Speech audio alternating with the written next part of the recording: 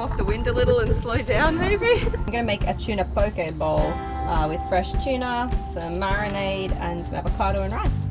We're gonna have to motor soon because these rocks actually jut out a long way, and then there's a rock on the other side.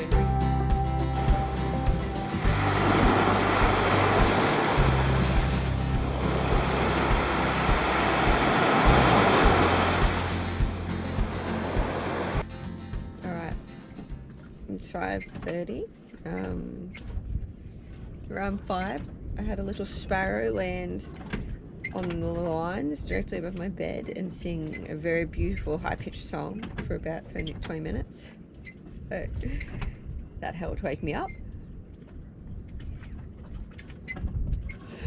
But I'm a little slow in the morning, so we're just gonna start getting chuffed ready to go. Hoping to like be on the move by 6. Do you have a particular tea you would like? English breakfast. English breakfast? Yes, thank you. We're just gonna motor out of here until we're caffeinated, and then we'll see what the wind's doing. Well, they got these nets. Yep, we haven't even finished our morning teas and just caught a fish. Alright, I cut the little head off that fish. It's another bonita, El Bonito, which is a skipjack tuna. And they're one of the most sustainable fish to eat, catch and eat, because they breed really rapidly and grow very quickly. And there's a lot of them, so yeah. Thank you, little skipjack tuna. I always feel a bit guilty cutting their heads off. But so with a bonito, it's better to try and cut their head off kill them and cut their head off very quickly, because you want to bleed them because they're a very bloody fish. Yeah, so now we've got fish soup, and we'll have this for like maybe making stir fries and stuff out of, because it's like almost like a red meat, so give us lots of power.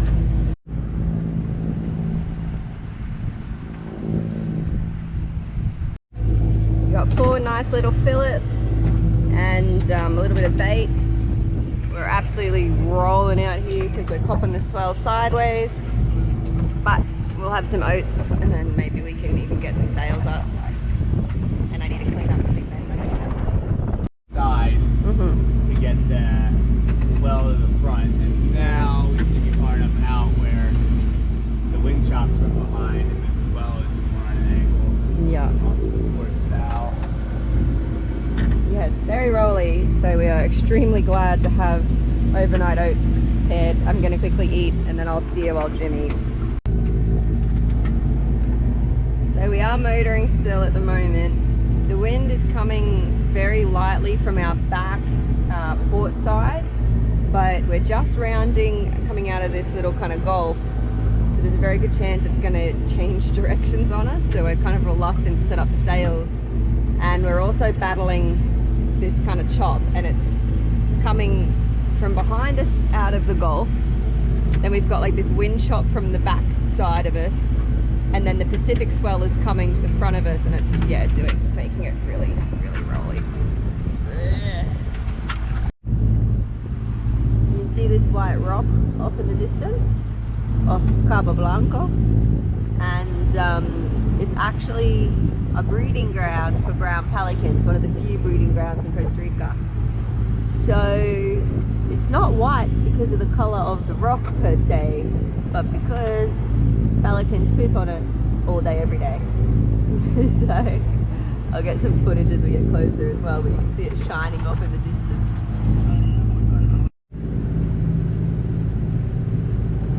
So there is a small little old lighthouse on top of Isla Cabo Blanco también as well. So we've motored about 10 nautical miles, so we've got like 35 to go. I'm suspicious that the guidebook might be wrong about this being a breeding area for brown pelicans, because there's a bunch of brown boobies hanging out, like hundreds of them. So I suspect maybe it's brown boobies that have been breeding there, or maybe it's both. Either way, some sort of bird is pooping all over that island and breeding on it.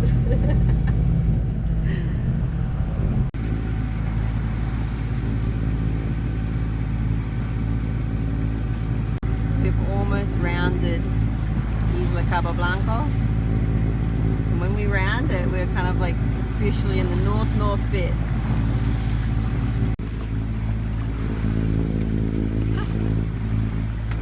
Dance refugees.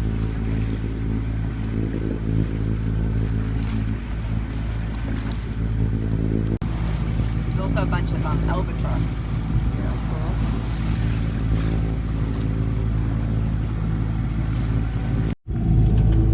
Since I said today would be about food, we're having an apple. It's really tasty apple. Good one. I have some eggs. As our 9:30 in the morning snack to help get us through to lunch. And now that we have that bonita, we're gonna have fish tacos for lunch with the Ringo pizza, I think. We finally got a little wind. Get this sail up.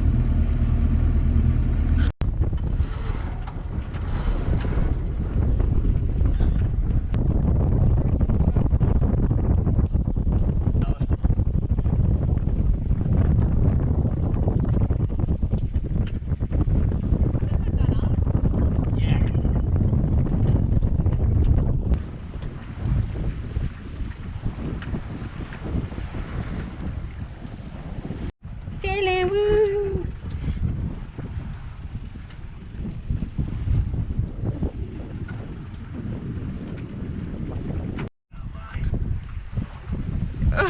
Start reeling. I'll try come off the wind a little and slow down maybe. Well, I just keep it sailing. Okay. Yeah, because I can't slow down really. Another fish.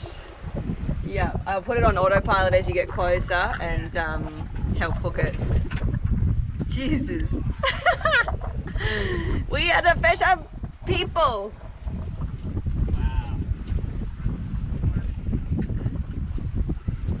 Jeez.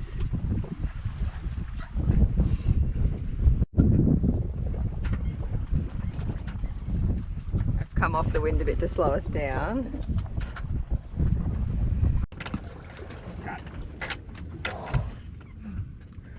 Woo-wee! Where's the killing knife? Probably in the cupboard. I used the little white ones.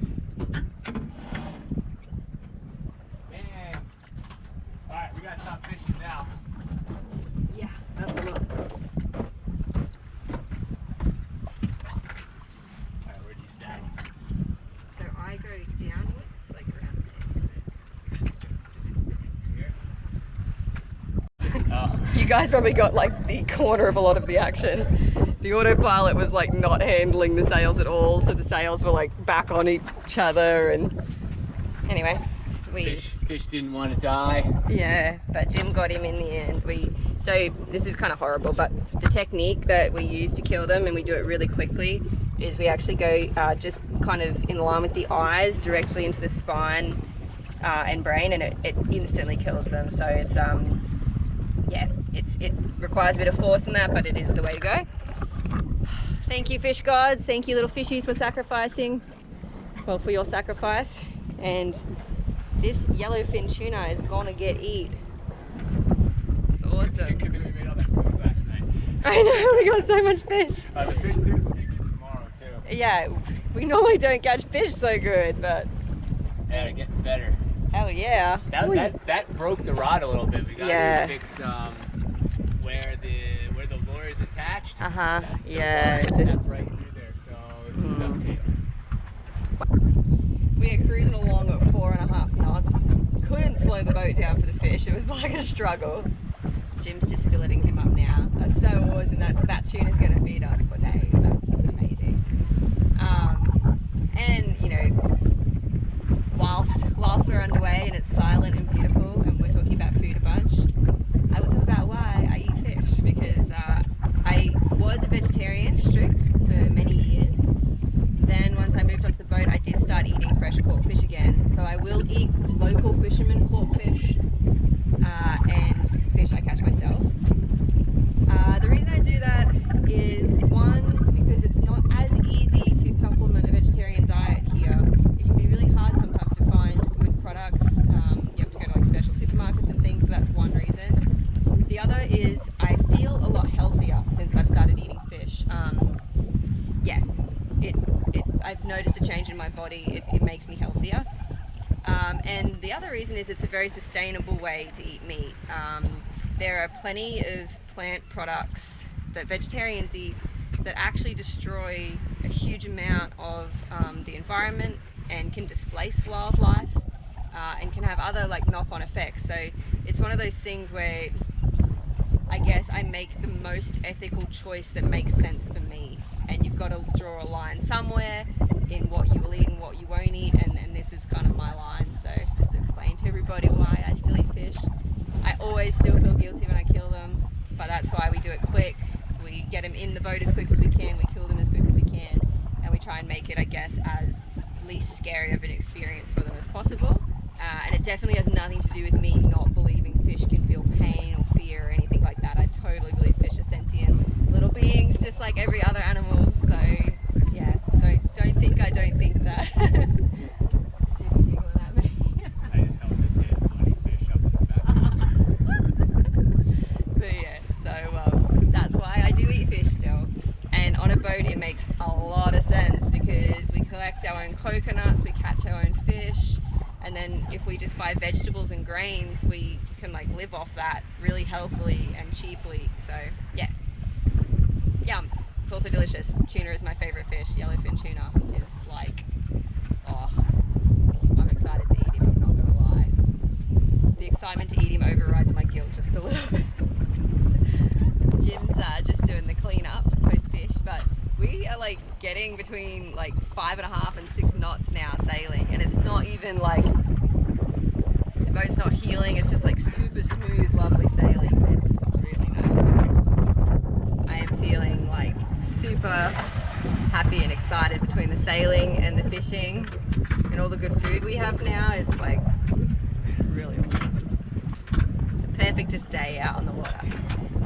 So to give you an idea of our route, we came from up here in Tambor and we motored, and this is where we were able to start sailing just after that little white island. And we've been sailing all the way and hopefully can continue just sailing right on up. I love that noise and that deep blue. Right, so we are going roughly here. So a little bay called Bahia Carrillo. It's just before Samara, which is kind of a more famous area of Costa Rica. On this side of us is like Santa Teresa, and then like Malpais is kind of down here. And this is where we rounded that little peninsula with the little white island off it. And we are sailing really smoothly and beautifully. Jim's sending his fish photos to his family, so we've got off course. He's correcting now. I can see him realizing.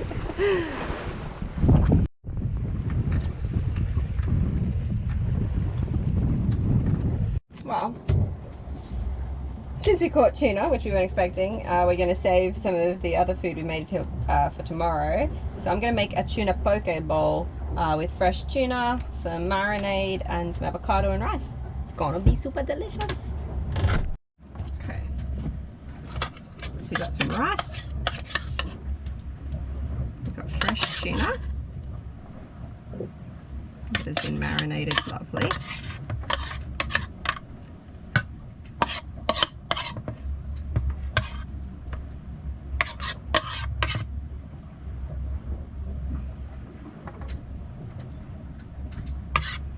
Like so. Then we've got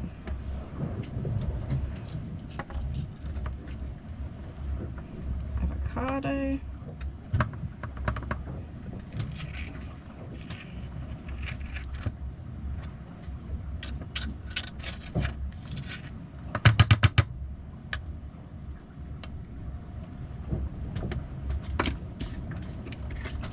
and this is just a mix of some cabbage and tomato with a little bit of lemon.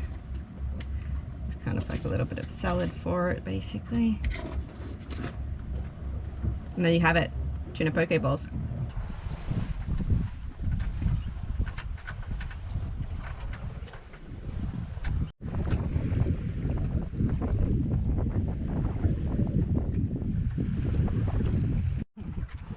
Well, we're still sailing and we're still eating.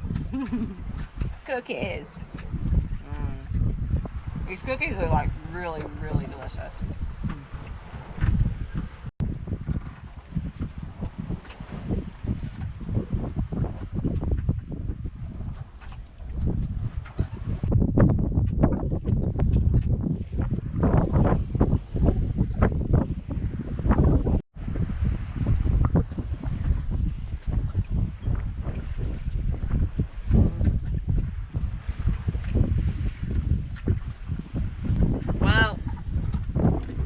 Fishermen out there of you will have been watching the video being like, they don't know anything about fish, because I just said we sent the photos to some of our friends of the fish and have been told that they are apparently yellow jack and another type of jack and nothing to do with tuna at all.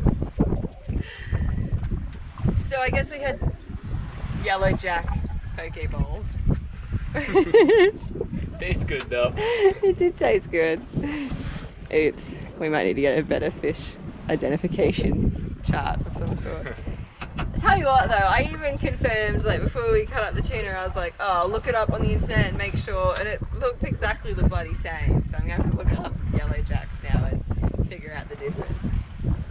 Over and over again, regardless if it's a yellowfin or a jackfish. Yeah, we're just talking about, we just did a bit of research to make sure that eating yellow jack poke was a good idea, and it looks like it was a good idea. And one sushi chef on a website I found when searching very specifically for this said that he thought it was a very underrated sushi fish. So it tasted really good, so whatever. I felt a little sheepish that we identified our fish so badly. I don't feel bad about it. Good. Alright, we're still under sail and only 5 nautical miles away from our destination. It is not somewhere that sailing into is a good idea because there are a lot of rocks and reefs that you have to navigate. But it's really awesome. It's only like 4 o'clock now, I think, or even a bit earlier. So we'll be getting in well before sunset, which will make navigating a lot easier. And we've just been sailing and sailing and sailing for like 30 nautical miles, which is freaking amazing. Especially for this part of Costa Rica. People told us we'd be motoring everywhere, so it's really nice. Look who we've got coming to visit us as we enter. Hello, my pretties. Where are you sneaking up? Alright, we're coming in strong, still sailing, and we're basically there. We're gonna have to motor soon because these rocks actually jut out a long way, and then there's a rock on the other side and reef. So yeah, so we'll sail for as long as we can. Well, we have a problem where the engine for some reason won't start, and we're coming into an anchorage that it's really not ideal, so we'll see what we can do. Oh, okay, engine, the batteries have so much juice.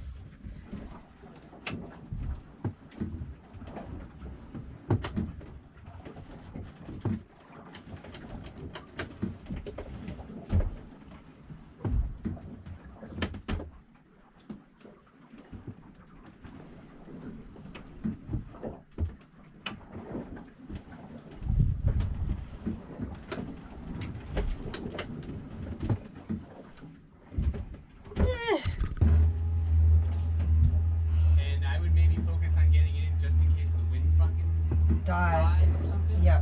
There's still some time, and there is even an anchorage a little even closer. Okay. Yeah, worst case we can drop anchor just in shallow water in the middle of the, just as in as we can get, you know? Yeah, because there's an anchorage like even a little closer. Well, for those of you who said that we needed to practice anchoring under sail, here we go.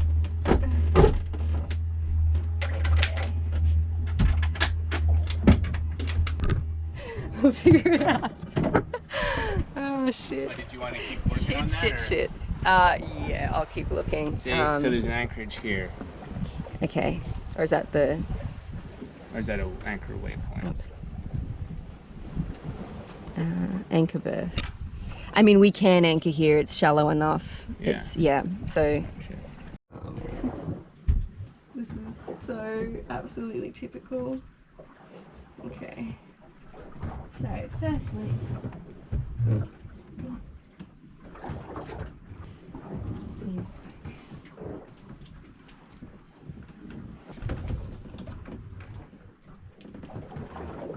there's this like rusty area of connections that's like completely bad.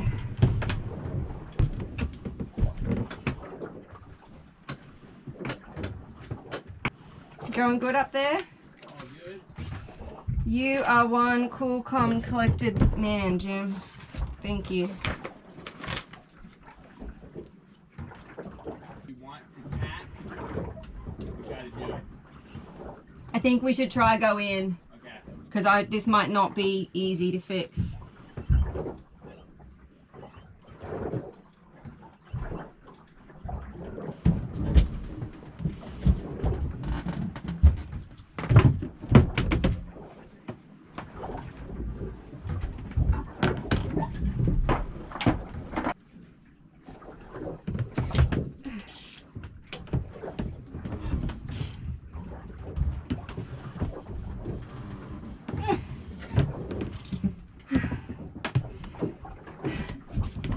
So, yeah, in theory you can hand crank it. I can't do it. I don't know if you want to try.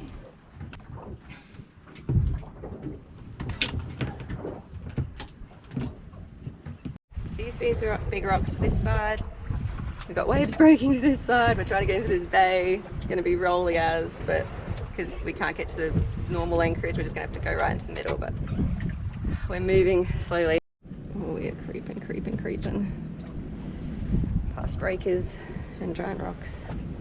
We're getting into the bay a little.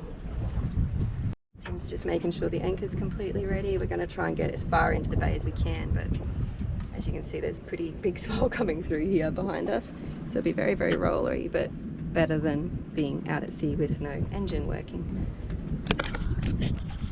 I'm pretty much freaking out. But we've made it past the big from the beach, and can you bring it in while I steer on your own?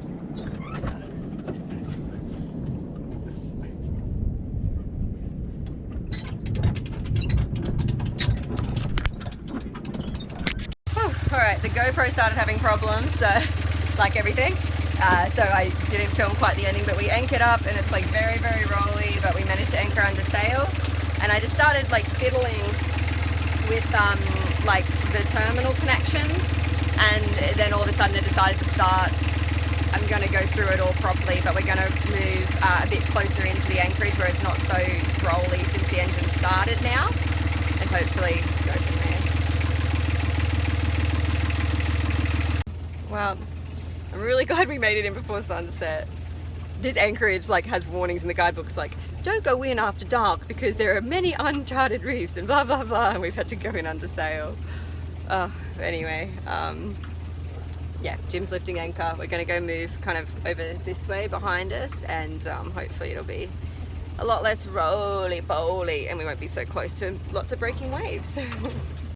And even now, Mother Nature is showing me how she helped me get in here and how pretty she can be even on a bit of a funny day. And I wrote in the captain's log like 3 hours ago being like, what a perfect day of sailing and fishing, and so that shouldn't have spoken too soon. Well, this anchorage is also a little bit intimidating because you've got like these rocks behind us. You've got this big rock on that side, and then here there's a bunch of reef, but we'll see what happens. We're in front of kind of all the fishing boats, and I guess they all anchor here, so it must be okay. Good first meeting, Jim. Thank you. You did awesome. Oh, you had that under control the whole time. Perhaps I had it under control all the time. We got in safe. We're fine. I just wiggled a bunch of cables down there, and so obviously something was loose. Tomorrow morning I'm going to sit down and go through like the solenoid and the starter and go through everything and try and figure out if there was a loose connection somewhere, because obviously we don't want that to happen again. Could just be a fluke it started this time, and obviously I don't want to just be like, oh, it works, and not do anything more. One of us is also going to go up the mast, because as we were getting the main down really quickly because we had anchored, and the main was actually pushing us forward on the anchor towards the waves, so we had to drop it quite quickly. And the little cable that, like the connection that puts the halyard on, like unclipped and got tangled around up the mast because we were rolling so much. So we'll just go up and get that tomorrow, and then yeah, we'll get her really well sorted out and hopefully get out of the country so we won't get the boat impounded for being stuck here. Yeah, the Coast Guard buzzed us today as well. They just came by, had a look, yeah, kept going. But anyway, we'll get this sorted out.